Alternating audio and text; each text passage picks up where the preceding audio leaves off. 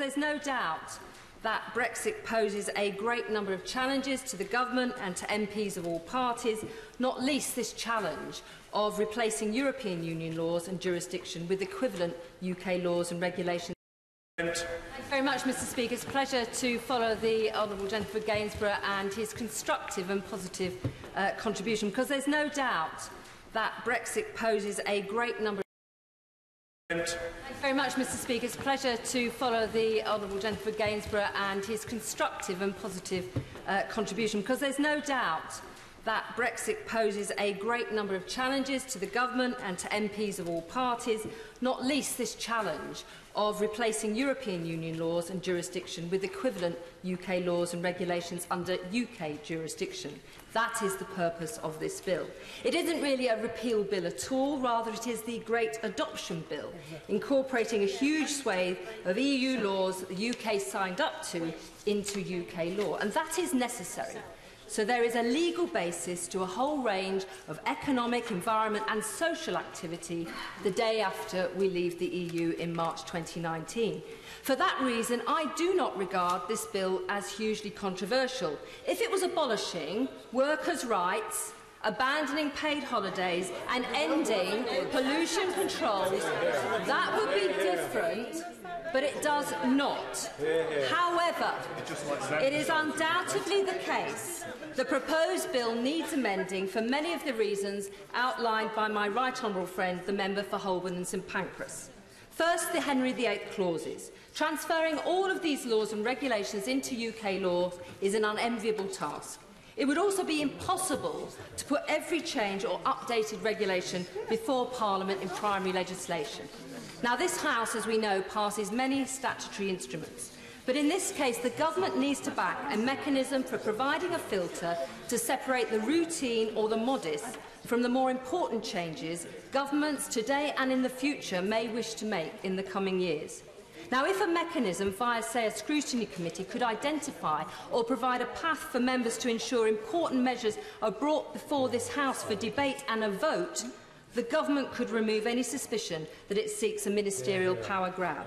Secondly, the government should be open to suggestions about how it can guarantee redress for individuals who feel their transferred rights are not met by companies or by government. Clarity on the provision of redress would again remove suspicion during this process.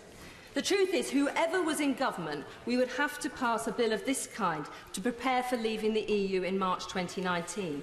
And there can be little disagreement on that unless your ambition is to thwart the result of the EU referendum and prevent or delay the UK leaving the EU. Now, I believe Labour's job is to improve the bill by amending it, not killing the bill at the beginning of its passage through Parliament.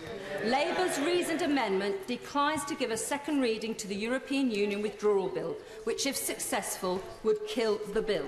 According to the Public Bill Office, if defeated tonight, a new bill would have to be introduced in a new session or be reintroduced in a sufficiently different form as to not fall foul of the same question rule.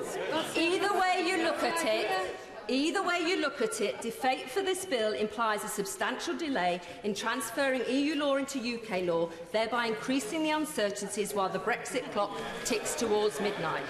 I voted and campaigned for the UK to remain, not in a metropolitan city or university town, but in a seat where I knew the Leave vote was the likely outcome. I welcome colleagues who weren't campaigning in such seats to visit mine. Since the result, I've argued that Leave and Remain supporters should bury our differences and get on with it. Complex issues like trade will require more time, hence the need for a transitional period of minimum change while future arrangements are put in place. Some Leavers say we don't need any transitional plans, while some Remainers say any deal must be worse than staying in. To them I say this: life post-Brexit is not a choice between nirvana and a living hell. Some changes will be better, some worse, and much will pass unnoticed. We either work to make the best of it or simply damn it for not being perfect. This calls for honest endeavour and compromise from all sides. Whatever side of the debate you fall on, if you honestly accept the result of the will of the British people, then you are honour bound to see it through and to make the best of it. Some suggest that the general election on the 8th of June has changed everything. Well, like it or not, it has led to the second coalition of sorts in 7 years, a confidence and supply agreement between two parties, both of whom promised to deliver Brexit. And in that general election, I told Don Valley voters, when Britain leaves the European Union, I will work for a deal that works for Doncaster. That means easy trade, protecting workers' rights and tough immigration controls with strong borders. I said I don't support a second referendum. We need to bring people together, whether they voted leave or remain, and make a success of Brexit. I repeat those words today because I have no intention of breaking my word to the voters who returned me to this House on 6 occasions.